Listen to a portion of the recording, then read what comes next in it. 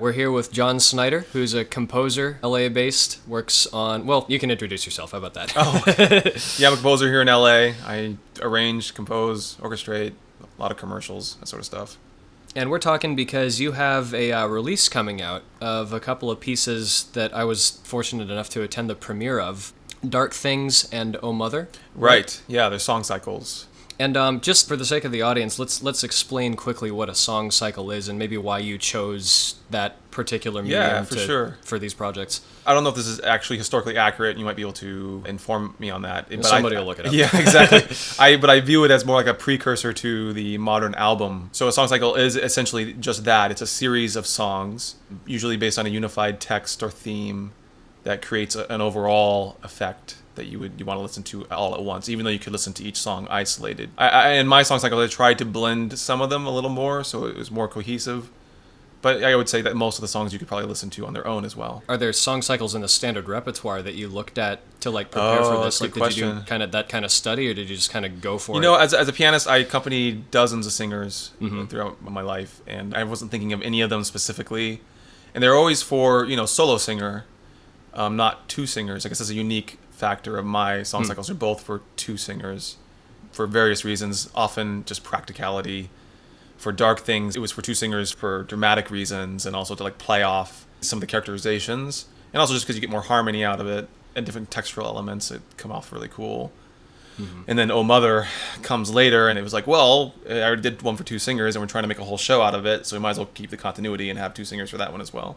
And then as far as the selection of the texts, again, a song cycle is typically going to be based on poetry. Like a number of the really famous ones in the standard repertoire by composers like Schubert and Schumann and the guys that did a ton of these things in the 19th century. Right. A lot of them are based on texts by Goethe or other German poets. Right. But then, so your texts, they're found texts, right? Yeah, so the first Dark Things is by Novak Tadek. He's a Siberian poet, and I found his work 6 or 7 years ago. And how old is the work itself? Dark Things? The poetry. Oh, Tadek? It's not that old. I actually don't know the exact date. I would guess within the last 15, 20 years. Oh, it's that recent. Yeah, I think that's so. Cool. He just died in 2012, I think. Maybe 13. Yeah, right? Yeah. Maybe he's hearing me from beyond. Maybe, yeah. I have a huge respect for his work. Yeah. No, it's beautiful poetry. I mean, it's dark, hence it's the super title, dark. Yeah, it's a lot of comparison has to do with Bosch, the painter. So those earthly Garden of Earthly Delights. What is it called again? I think that's right. Garden of Earthly Delights. Garden of Earthly. So it's kind of like that in word form. So then I took that and made it into musical form. Yeah, so for people listening, Hieronymus Bosch is a painter pre-Renaissance, right? Yeah, I think maybe early Renaissance. Yeah. In my opinion, at least, as a relatively uninformed art historian, he seems like he's really ahead of his time. The imagery and stuff that he uses, it's often quite grotesque and kind of alarming. Yeah. And it reminds me kind of Dali and for kind sure, of surrealism for sure, it's stuff. surrealism for sure. Ahead of time, that's a big philosophical phrase. So I don't know who's ahead of anything anywhere at any time. Darkness has permeated mankind for pretty much ever. Yeah. But he definitely reflected it pretty accurately. So I guess that brings us to the question that I kind of brought this up before we started recording, that I think when it comes to specifically 20th century modernism, this is music that would have started really possibly as early as the 1890s, but it really comes to fruition in the 19-teens, 1920s. Composers like Stravinsky and Bartók and Schoenberg that are intentionally disrupting people's expectations in terms of what might be ordinarily considered pretty. Sure. But often the audiences kind of wink wanted it, right? Yeah. They pretended to be outraged and then would go to sold out performances for the rest of the season. Exactly, yeah. But it remains this kind of puzzling thing for a lot of people in the general audience. That the question that I get asked, particularly by young students a lot of times, is why would anybody want to write music that's quote ugly? Oh, sure. And to clarify, beauty is a subjective thing. There's tons of music in the 20th century standard repertoire that might be incredibly alarming that I personally find to be very beautiful because I'm used to it. Yeah, what are you defining as beautiful? Is it beautiful the structure and ideas of it that somehow cohese into something? Cohese? They gel. Yeah, they gel into a something that you then take away dramatically and emotionally. So that's beautiful, even though the process might be ugly. Or the sound of the thing itself might be particularly crunchy, but there's ways of doing those that are actually quite beautiful. Like people should listen to this piece by Ligeti called Atmospheres that begins with what's called a 5-octave cluster chord. It's every single note for 5 octaves. So what is that, like 60-something pitches sounding all at the same time? Sure. But the effect of it is actually really pretty in my mind. Maybe they were, and I'm thinking out of the box here a little bit, maybe I'm completely wrong, but maybe they were thinking, maybe they were too disconnected from their audiences at some points. They've been accused of such, yeah. Yeah, and maybe that's not entirely unfounded. Mm-hmm. Well, the thing that I always say to people is, if you think about just the level of violence and the level of brutality that took place in the 20th century. Sure. I mean, there's okay, nasty stories all throughout history. Sure. Ironically, how is it that Ligeti and Xenakis and Bartók even, you always find them in horror films now, and that's how people first get introduced to a lot of these guys. And I would think that a lot of these guys wouldn't think that their music was supposed to be for horror films. Because you have culture that you listen to the music, and the culture, it's imbued in culture, the harmonic system, for example, and what is considered beautiful, right? So you first have to have that weight in order to call something ugly to begin with. So if you don't have that to begin with, and then you come crashing in with postmodernism or modern music that kind of puts it all on its head to some extent. Though I would say even like Stravinsky would still work in the similar dramatic forms that he was founded in. So yeah, a fair amount of atonal music is still very narrative. Right. This was the point of early 20th century theorist by the name of Heinrich Schenker, right. who founded a school of thought that's called Schenkerian analysis, right. where you sort of graph out a piece of music. It's intended to be used with tonal music, meaning music that's based on like a scale, let's say. That's oversimplified, obviously, but you can graph out these pieces according to a very specific set of incredibly important moments in the song.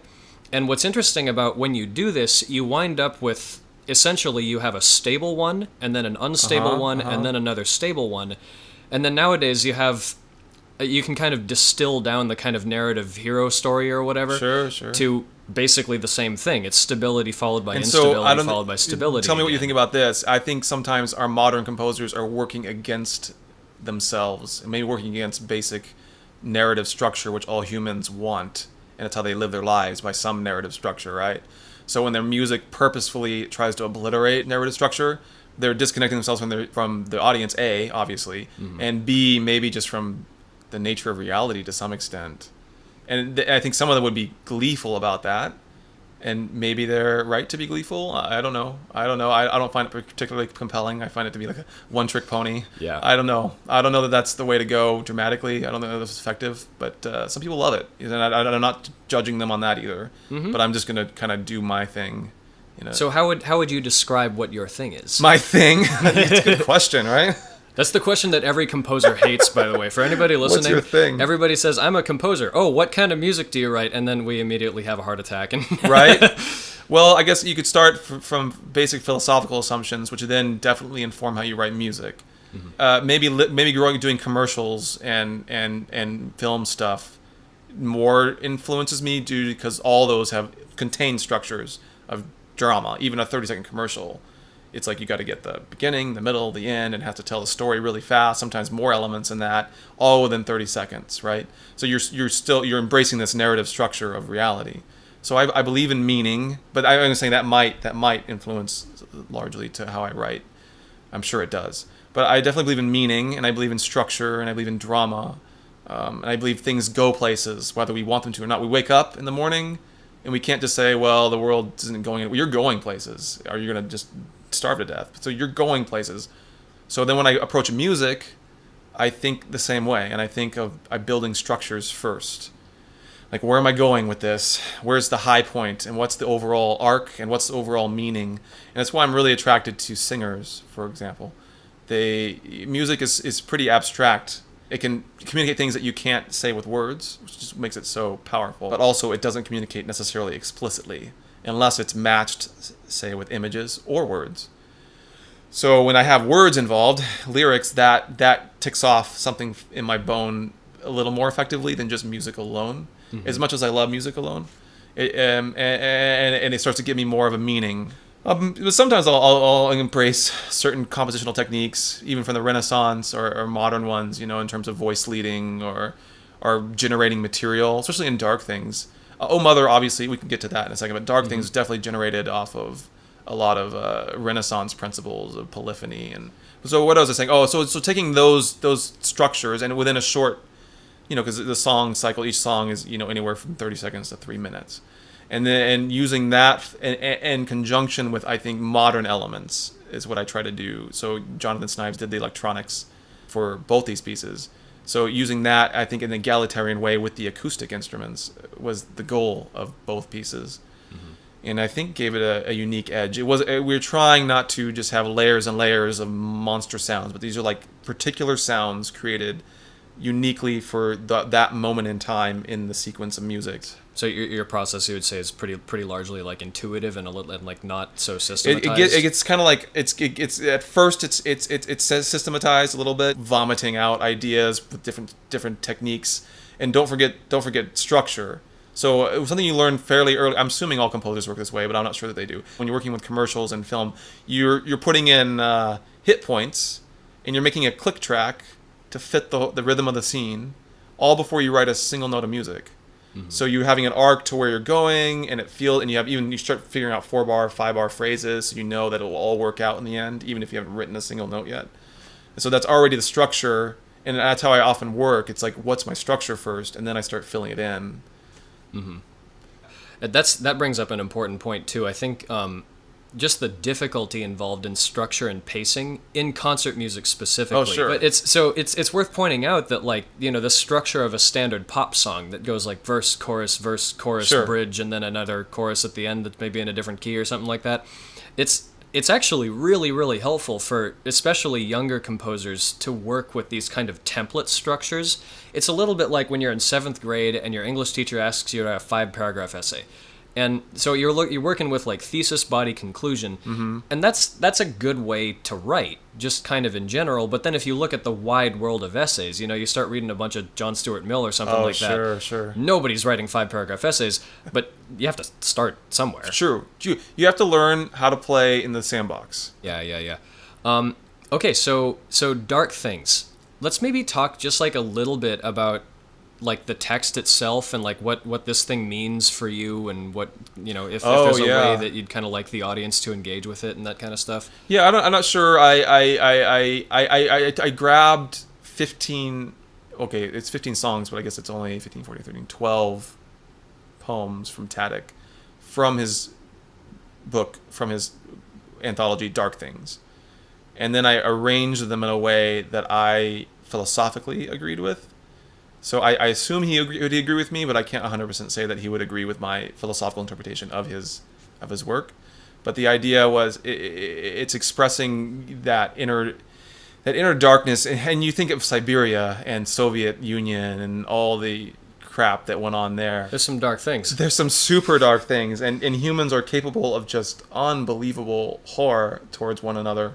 It defies the mind, and all humans everywhere at all times. There's been no special race of humans that has been, the outstanding group of people. It's just You'll find shitty people just everywhere, but especially in, say, Siberia, it seems they went through a lot.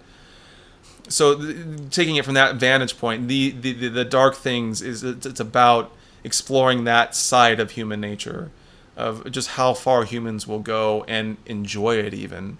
That's where you get into the ideas of evil, right? The idea of evil isn't just bad things happening; it's you wanting to make it worse. Which I think Dark Things is exploring that unique aspect, because even animals don't do that necessarily.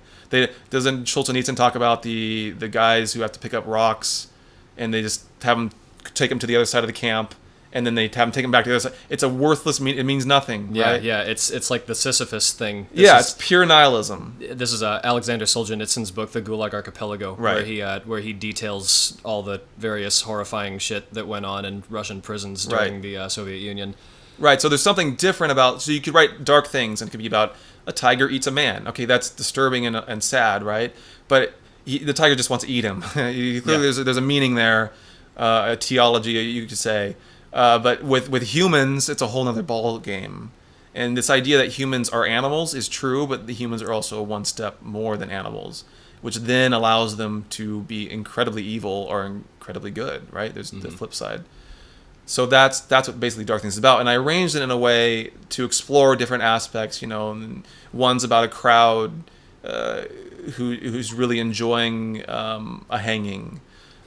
Which we humans, we like this. We watch TV with the most graphic violence of all time. We think how barbaric back then when they did it for real. Okay, that's a little worse, but we still have that bloodlust in us, and it could reemerge at any point. Yeah, we don't want to admit this about ourselves, it's there. But there is a serious thing that happens with people where they are in a bad situation and they figure out how to make it worse. They might not do it on purpose, but the fact is that they are doing this. Sure. And this is an important part of your kind of unconscious mind that people really should do more serious grappling with. Yeah, and that's what art like this, I think, encourages. Yes. So the question is... almost done. Yeah. So the final one, it's called Book Dream. Yeah. And so this is where I arranged it in the way that I dramatically liked. It's kind of like a recap, or an epilogue.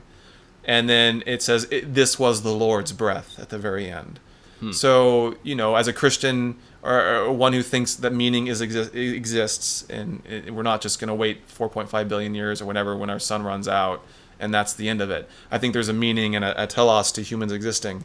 So I think then if you believe that, but you also see all this horrible evil, you're left with only one solution, and that is, for some reason, God means it for good. At the end, it's the Lord that is pushing through this sequence. And why, I cannot, not even rational Christian people can necessarily say why. Even there's ideas of, if you have no choice, then you can't do evil or good. Well, it's still, the horror of the evil is just so astronomical. You'd think, God, couldn't there be some other way to do this than free? I mean, there's got to be. I don't know. Maybe there's no other way to do it. Yeah. But that's the idea anyway. It's a statement of it's anti-nihilistic in the end, which was the idea. So it's to some extent kind of redemptive. I hope so, or at least hopeful to some extent that no matter what you're suffering, there is a theology to it. Mm-hmm. I hope I'm using that word theology right. Maybe. We can look it up. Yes, we should. But so yeah, it's kind of like I'm paraphrasing you, and you can tell me if I got it right. It's kind of like it's an exploration of the depth of suffering, which ultimately just kind of can't be known. Right. But there's also another thing that has the potential to burn all that suffering away. And, regardless of how you contextualize that, whether it's in the Christian context or some other kind of philosophical construction. Some getting it closer than others, for sure. Yeah. But there does seem to be this thing about life that lets you do something about it when it gets that bad. Yeah. Yep. I certainly hope so. There's an agency. And the second you stop thinking you have agency is the second you're going to go into hell. Yeah. So that's Dark Things. That's Dark Things. So the other one is Oh Mother. Yes. And this one's more recent, right? You finished this one more recently? So the idea, so back to deadlines and just random things happening. Yeah. I was just going to release Dark Things. I was taking 6 years on the thing, and we finally finished. So I was just going to release it quietly and be done with it. But I had dinner with Carlos, a good buddy of mine. He's like, no, you should do it live. We should do it live. But it's only 30 minutes long. So I thought, I got to fill another 30 minutes really fast here. So I called up Jonathan, and he did an initial, a 10-minute sound design piece, which was super cool. And this is Jonathan Snipes, right? Yeah, Snipes, the guy who did the electronics on these. And so then I wrote Oh Mother to fill the other 25 minutes or so of it, an hour-long show. Yeah. And it was a fantastic show, by the way. Thanks. I think I said this already, but I was blessed to be in the audience for the premiere, and I really, really enjoyed it. Oh, thanks. So Oh Mother this is a different set of texts. Some of these are very old, if I remember right. Yeah. Some are older than we know. Yeah. Some of them for sure. Yeah, they're what I do. I originally it was going to be something else. I think I was going to do a song cycle of spirituals or something like that. But I was going through. I just bought 4 or 5 anthologies of folk songs, and I usually just play through the entire book, so I get them in my head and I mark the ones I find interesting. And I was finding a lot of them having to do with motherhood, and they're often darker aspects of motherhood, right? Because throughout most of history, the top killer of men was war, and the top killer of women was birth. Yeah. And so we've only had this blessed time of technology for 50 years, maybe at most 100 years. We have a lot to look back to and think, good God, thank you for doing that, or at least enduring that, so that we could live as we are today. So that was the main idea, is looking back at these old folk songs from anywhere from the 19th century to prehistoric, and I tried to pick one from each continent. So that, and ironically, the melodic structures of them are fairly similar often. It's funny how that works out. There's some similarity between cultures, on at least the folk song level. Definitely. I know there's a lot of huge differences between like Indian classical music or Balinese music and things like that, but I found that a lot of these folk tunes were fairly similar, and many of them were struggling with the similar ideas of mothers dealing with tragic circumstances and how they react to them. Mm-hmm. And I would like to wax eloquent about women always reacting positively, but they don't always act positively. Most of the songs are positive, I think, in how, or maybe not, depends on how you look at it, and how they're reacting to the tragedy. But like the first one's about a 19th century abortion. So the way is exposure, or in this case, it's about a woman who had twins, or maybe just two boys. I don't know if they were twins or not, and kills them with a penknife because she got knocked up. She didn't get married, and back then, if you weren't married, you lost a lot of financial viability and job and status and the whole social currency and everything. So and then you have kids on top of that, you're screwed, right? I'm not sure the answer is to kill your kids, but that was her answer at the time, and it's very tragic, and that was her reaction to it.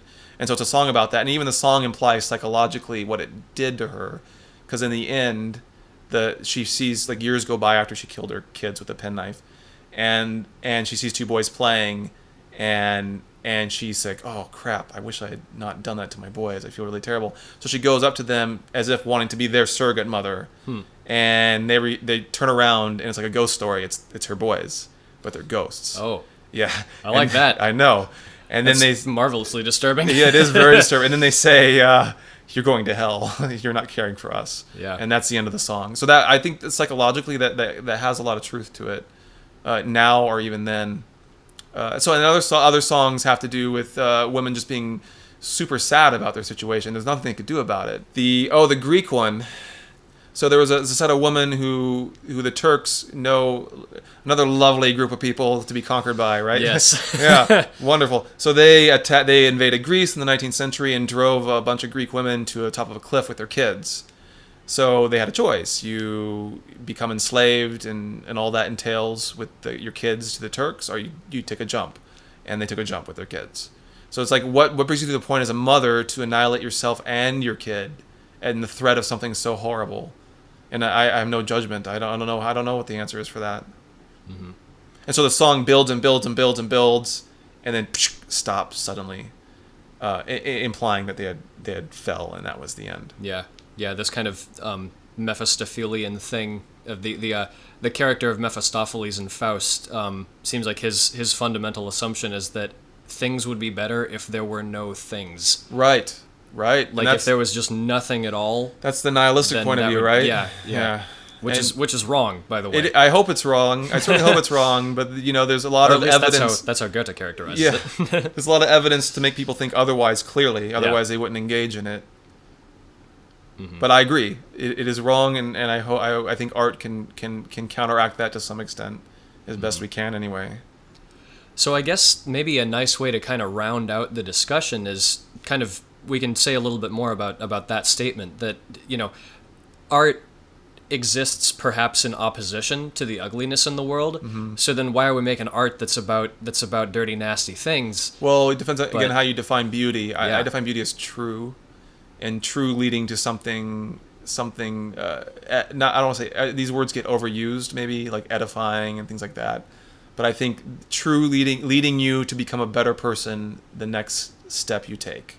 And I think art that does that is the most beautiful to me, and that could entail some really darkness. Yeah, there's Terence McKenna has an interesting viewpoint on the kind of responsibility of the artist, and that's to Who's Terence McKenna again? Terence McKenna's 1980s, 1990s philosopher, known for his kind of controversial stance on psychedelics. Psychedelics? Yeah, that's right. Yeah. He has a brother that does all this stuff too. Yeah. He has a brother that's a botanist that's still around and very active in the community of people who advocate for this stuff. But he has some very intelligent things to say about art, and one of maybe his more controversial assumptions about it was that it's the duty of the artist to challenge the audience. Okay, so that's a can of worms, right? Yeah, because we say challenge the audience, but then it's such an open-ended word, challenge. A challenge would be something that once you overcome it, you are stronger as a result. Which just being exposed to mindless experimentation for the sake of let's just be as grotesque as possible. Which there is a ton of art like that, and some of it is even kind of interesting. But it's not the sort of thing that I'm personally interested in doing. I consider all of this. I guess maybe I'm over generalizing. Maybe not. But it seems like a one-trick pony to me. But on the other hand, there's stuff, and I would put your music in this category of it is very challenging, especially at the premiere you had the lyrics projected on a screen, right? Yeah, because I value the words. So there's really no mistaking what this stuff is about, and just how alarming some of it is. But I think if you purposely and mindfully subject yourself to, just the depth of how bad things can be. Sure. It's a bit of a cliche. Yeah. It seems like a cliche to say we have it pretty good, but I don't know, man. I don't think that's a cliche. It certainly shouldn't be. No, it shouldn't be. No way.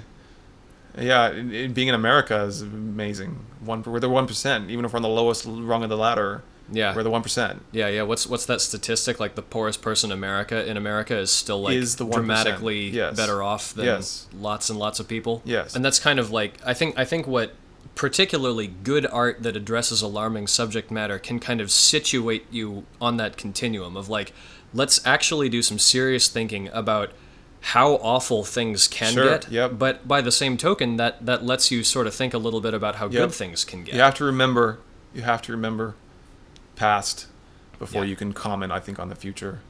But when you do that, there might be some serious brightness in your future. I hope so. That's the idea anyway. I would say there's no guarantees. There's never guarantees for anything. I could walk out of the studio and be hit by a car, and that'd be that. Yep. But at least it tilts you to better odds. It points you in the right direction. Yes, yeah. And if art does nothing other than that, then it is still probably the most worthwhile institution of our culture. Oh, I want to agree with that. I think you're right. So where can people find this thing? Bandcamp. Mostly Bandcamp. I guess SoundCloud as well, but Bandcamp. Well, thanks so much for being here. Thanks for doing this, and thanks for all your insight. Yeah, my pleasure. My pleasure. It was a fun conversation. Cool. That's a wrap.